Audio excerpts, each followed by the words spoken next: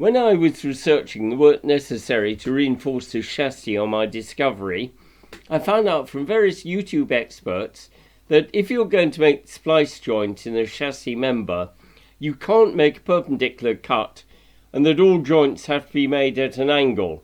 And I was enormously grateful to them for correcting me on this important point. But hey, what about the designer of these bridge girders? Well, he got it wrong, didn't he? And this one too. And the designer of this topside structure for an offshore platform, not a single angle joint in sight, nor indeed in this heavy structural fabrication. So what the hell's going on? And who the hell is right? Afternoon, Bill the engineer here. Now the internet channels I was referring to before are typically created by welded mechanics, and the sort of work they're doing is either to shorten or to extend the bed of maybe a pickup or even a full-size truck. And it's often stated quite unequivocally that the only way to make the main splice joints in the chassis members is either with an inclined cut like this or maybe with a Z-shaped cut rather than with a square cut. And normally two reasons are given for this. Firstly, that in inverted commas, these are much stronger than conventional joints, although no reasoning, evidence, justification is ever given. And secondly, that this is a mandatory requirement in some states. I'll park that second reason for the moment and come back to it later.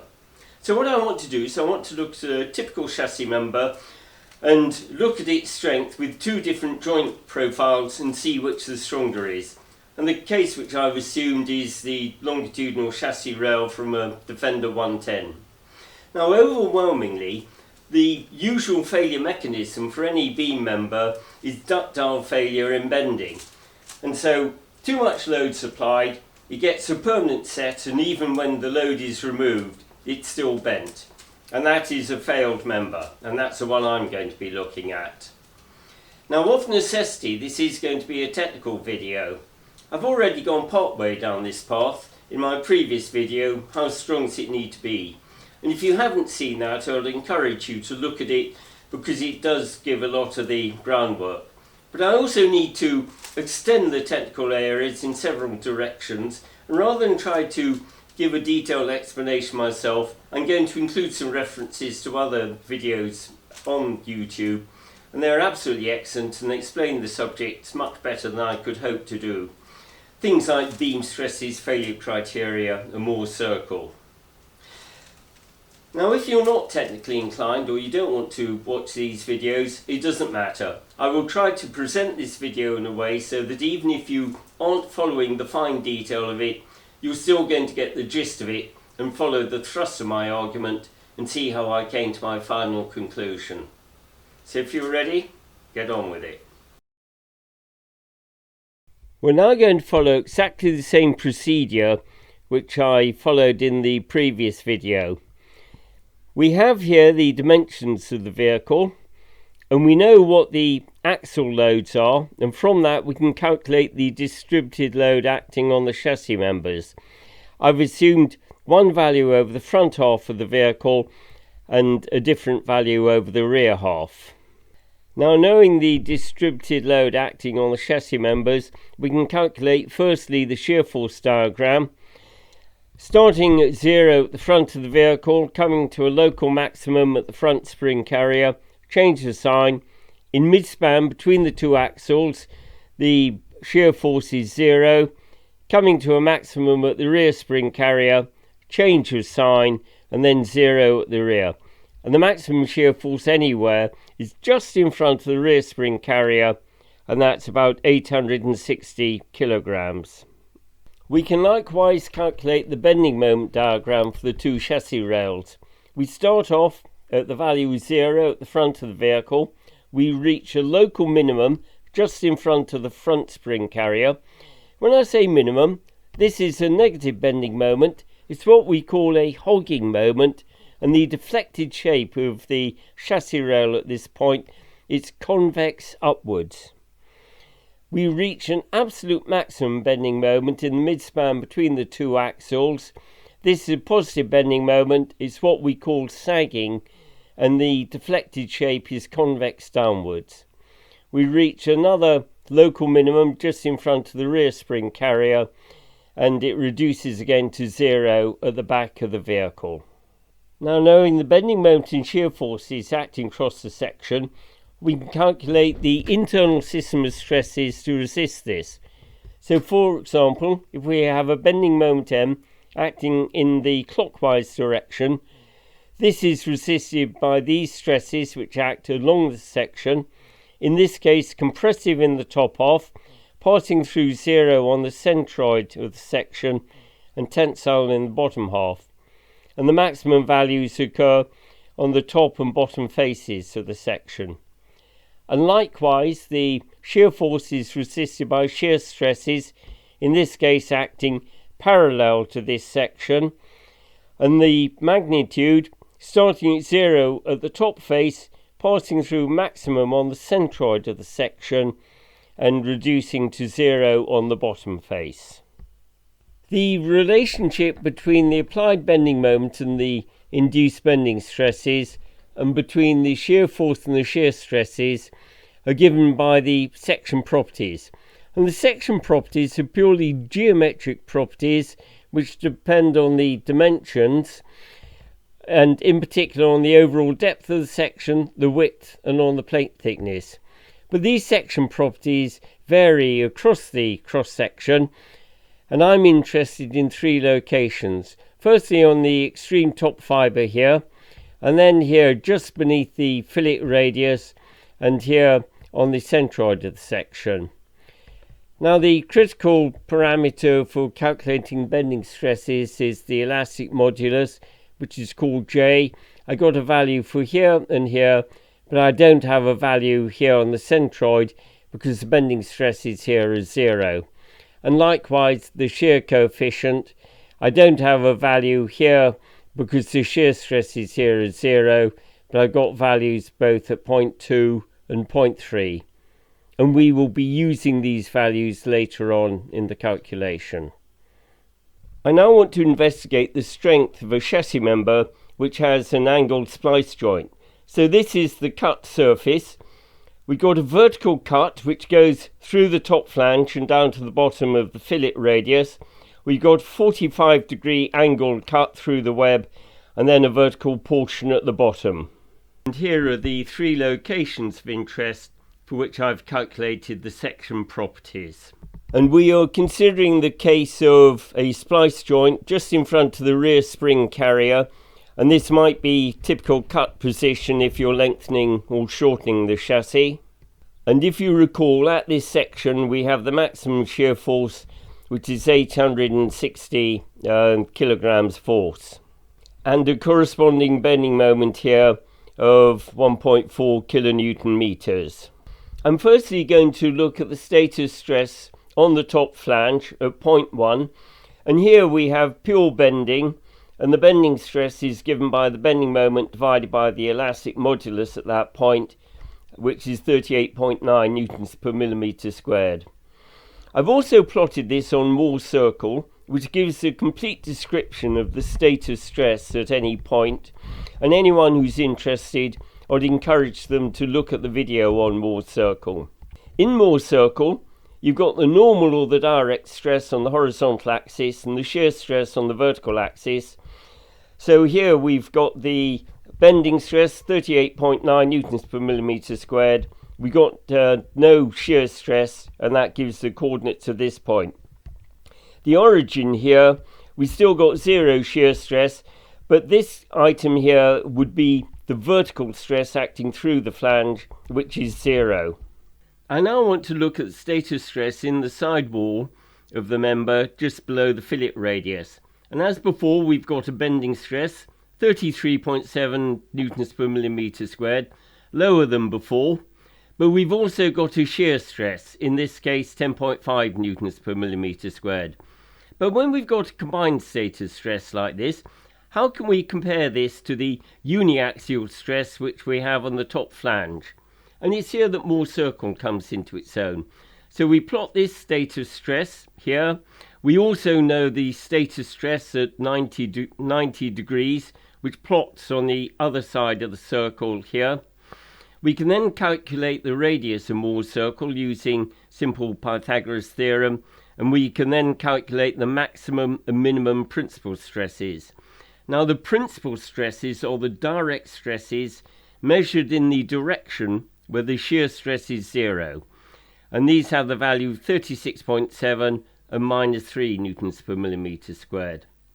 But we've still got to combine these together to come up with an effective stress, and we do that using this formula.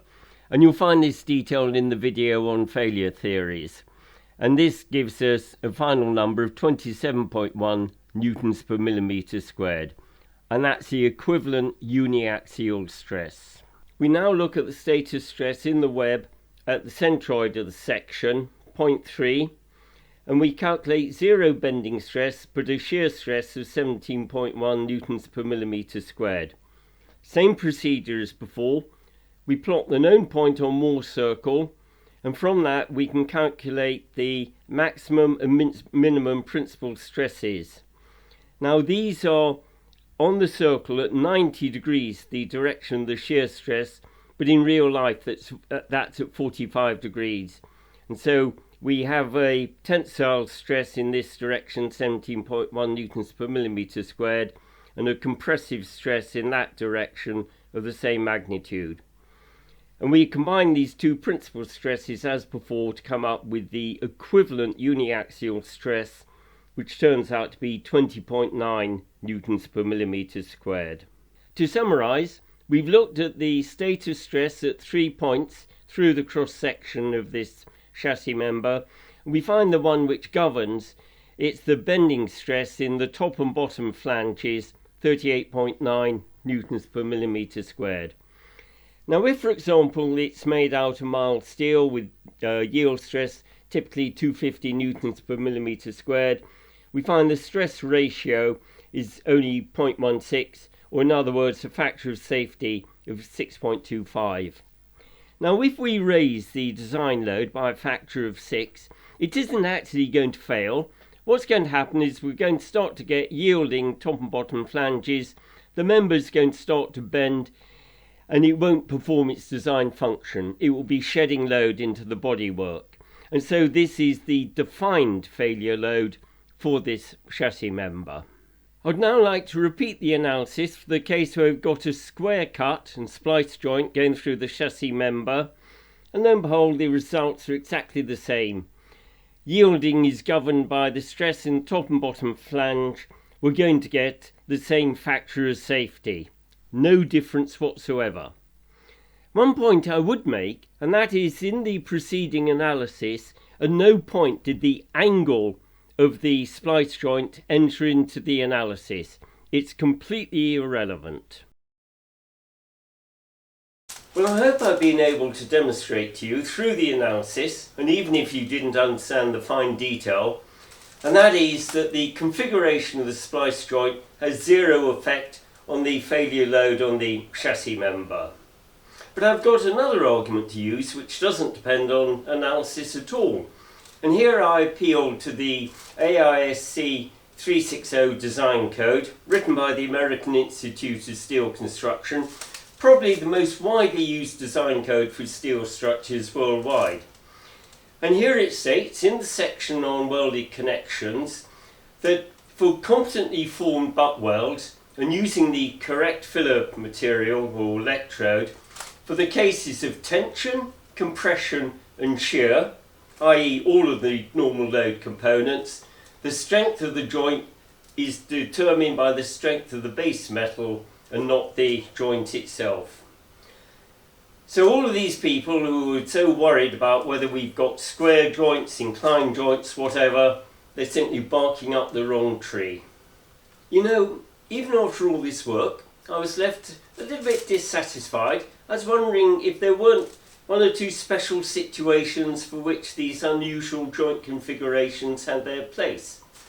So I decided to refer to the absolute guru in the field, Omer Blodgett, and went through his book on the design of welded steel structures, most widely used textbook on this subject on the planet. And I waded through it, all 1,000 pages of it, and I came across many weird and wonderful joint designs for special situations, but not a single example of either an inclined cut or a Z-cut splice joint. So clearly this joint configuration has no merit for him, neither does it for me. All I can see is a lot of extra fabrication work for no apparent benefit.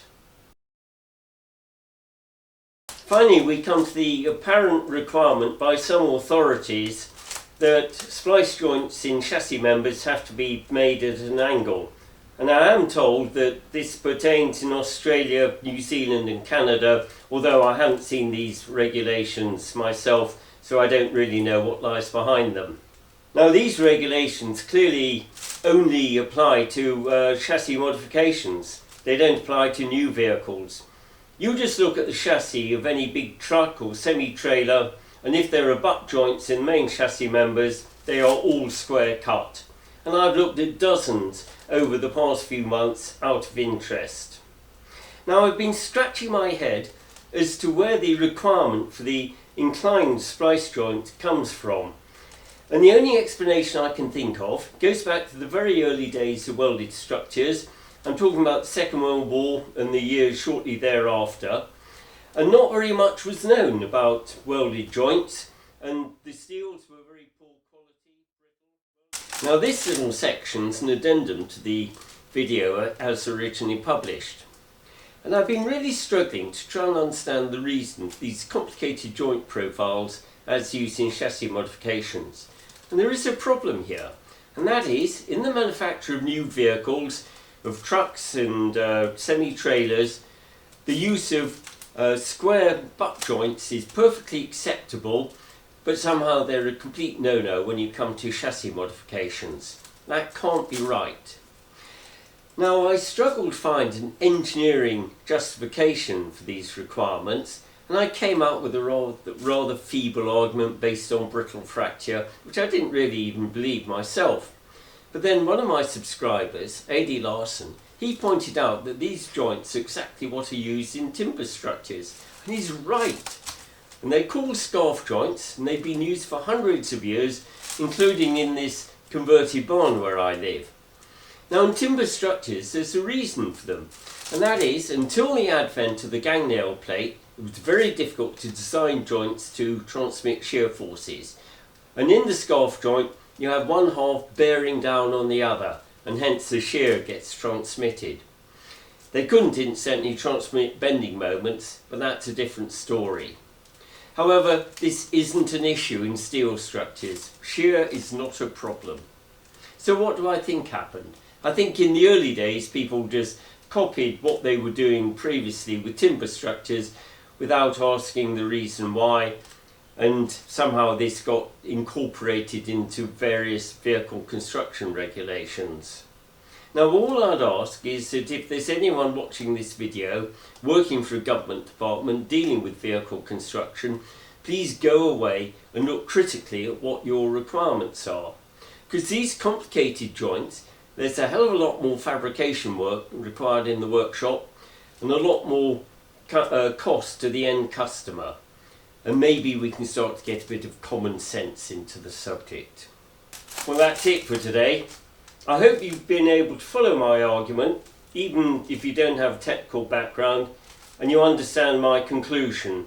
And that is, unless you're prevented by regulatory requirements, if you're going to make a splice joint in a chassis member, do it in the way which is the least fabrication effort, and 9 times out of 10, that'll just be a straight square cut.